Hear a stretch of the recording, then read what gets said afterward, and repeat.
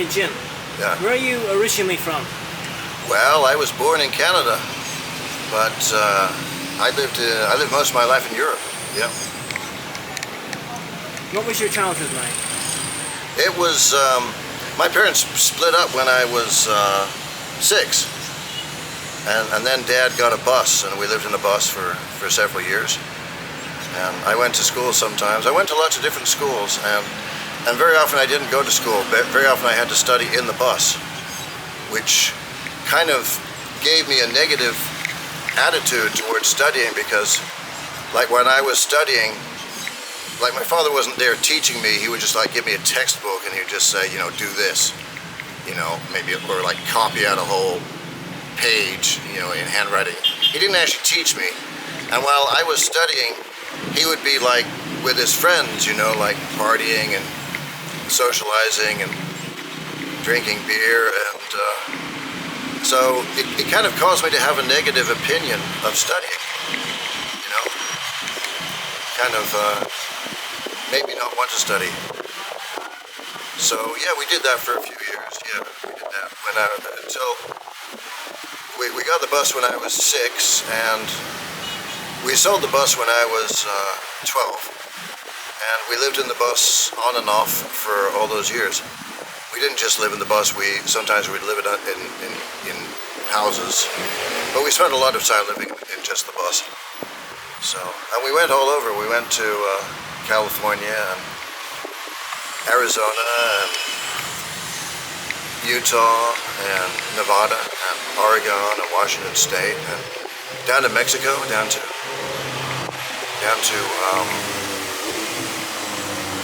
Mazatlan and Acapulco. Yeah, and back in those days, it was okay, because Mexico's sort of rough now. Back then it wasn't so rough. Mexico was sort of like, I was in Guatemala a couple of years ago, and Guatemala is a bit like the way Mexico used to be, it was kind of like laid back and chilled out, And that's where we're in the Philippines right now. Yeah.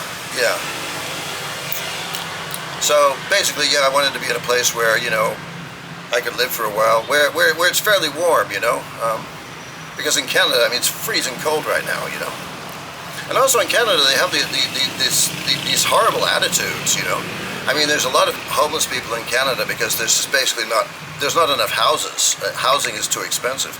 There's just not enough houses. There's too many people, not enough houses.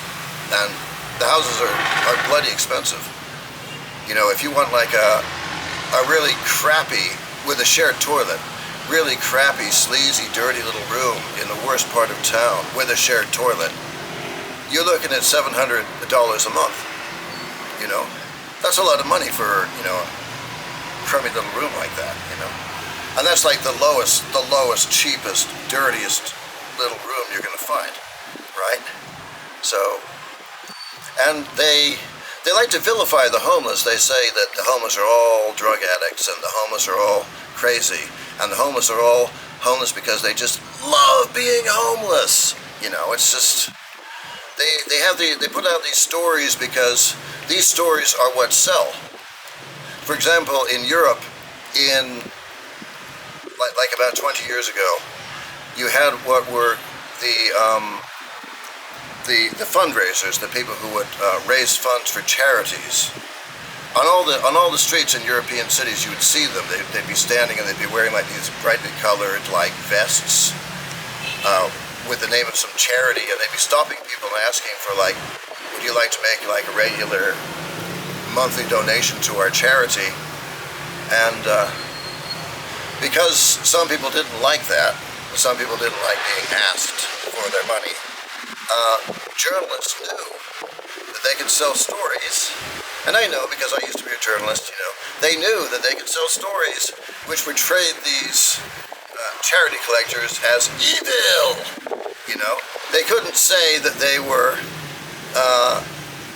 poor because they wanted to be poor. They couldn't say that they were all crazy. They couldn't say that they were all drug addicts. So they just said they were evil. So they actually made something up. They gave them the name Chugger, which means charity mugger. Now, a mugger is somebody who will beat you up or physically beat you and take everything that they can get. they usually do it in a group, 2 or 3 guys come up and they beat you up and they take everything you can get.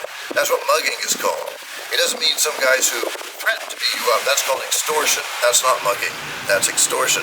But these people who would stop you on the street, and they'd be nice. They didn't try to make you feel guilty because you didn't want to pay up. And if you don't want to pay up, they'd say, okay, have a nice day. And they were cool about it, But the journalists had a go at them because they knew that such stories can sell. And they have a go at the homeless because they know that such stories can sell. People see like all the homeless like in on the streets in Canada. They think, wow, it's terrible myself. But then some journalists will put some story out saying, oh, they're homeless because they just love it. I mean, they just love sleeping outside in the cold and snow. And they're all crazy anyway. That's why they love it, because they're crazy. Oh, they all, get drunk every night and take all kinds of drugs to kill their pain. So they know those stories will sell. So basically, yeah, I mean, I'm 62. I can't really work anymore, and I got a bad hip, and I can't even walk without my stick. And so yeah, that's why I'm doing what I do. You're homeless now. Yeah, I'm homeless. Yeah. In the Philippines. That's what I'm doing. That's why I'm doing what I do. And I don't get in people's faces. I don't go up and get in people's faces. I just sit there with my sign. If they want to help me, that's great. No pressure on them. I don't give them dirty looks or anything if they don't help me. And I always say thank you when somebody helps me, even if they only give me one piece. I always say thank you. I always thank them. So that's very important, and I do appreciate it. I appreciate that they don't really have a lot. So if they give me something, I really do appreciate it. I'm really happy with that. So. And you don't do drugs? No, I don't do drugs. I don't do anything like that. I'm still really healthy for 62. I'm still really I don't do any drugs or anything like that. No. So yeah, that's my story. Yeah. What has your life been like? What was your teenage years like? Oh, I went to high school.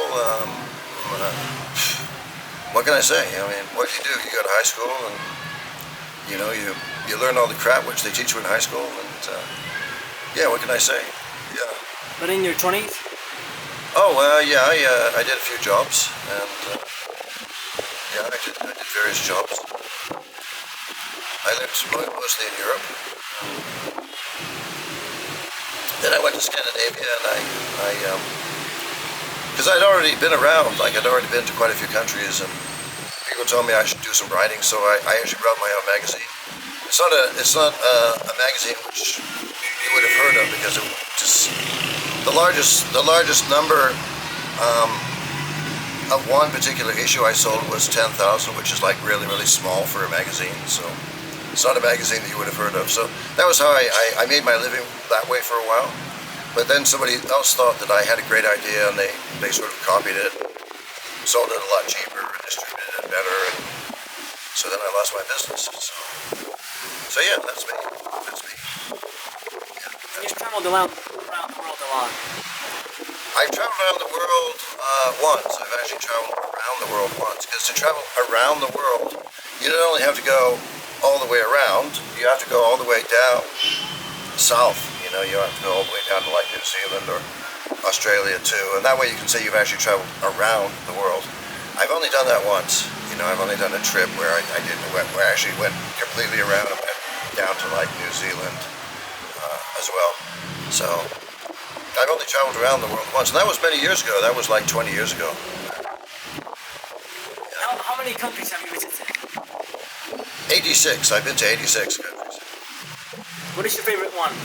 I don't have a favorite country. I don't have one. Depends upon what mood I'm in at the particular time.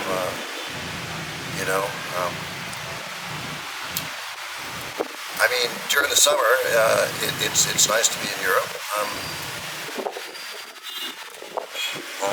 It varies. I mean, some countries are nicer certain times of year, and some countries are nicer for certain things.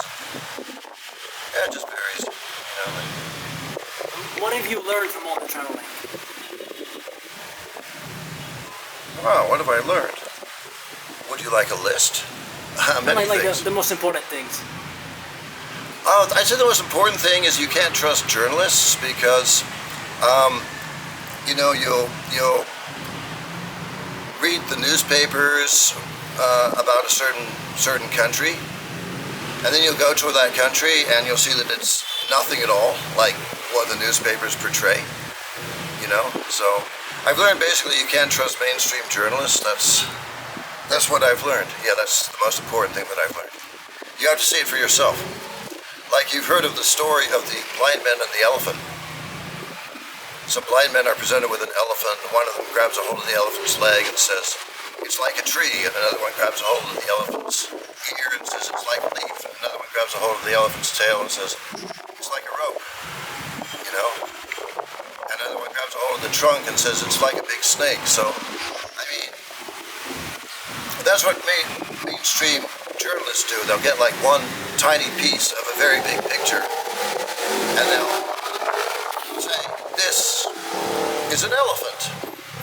And in actual fact, you know, that's just one tiny piece of an elephant. It's like saying an elephant is a leaf, when in actual fact an elephant is not like a leaf. So, that's what I learned. Yeah. What is your biggest fear now? My biggest what? Fear. My biggest fear? I don't know. Yeah, nuclear war. Nuclear war is my biggest fear.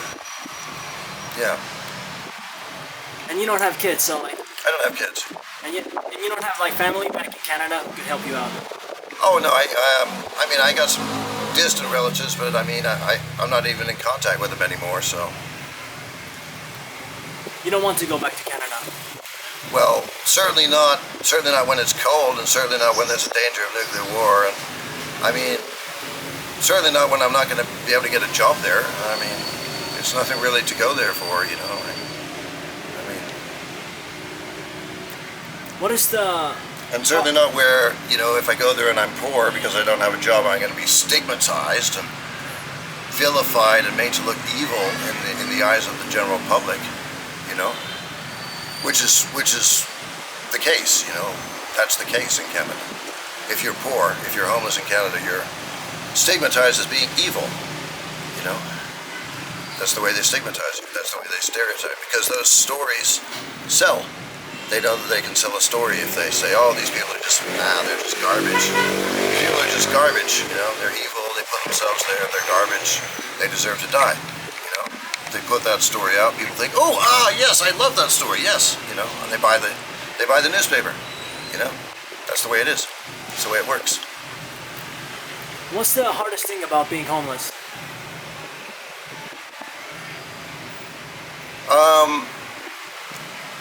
Being homeless. Not having a home. It's pretty hard. Not having Pretty like hard. that stability. Yeah, it's pretty hard. Yeah, it's hard. Yeah. Yeah. How does it make you feel? Oh, I don't know. I mean, it'd be much better, you know, if I could get a good job and I could have like a good life. I mean, obviously, but, you know. What are your plans for the future now? My plans for the future?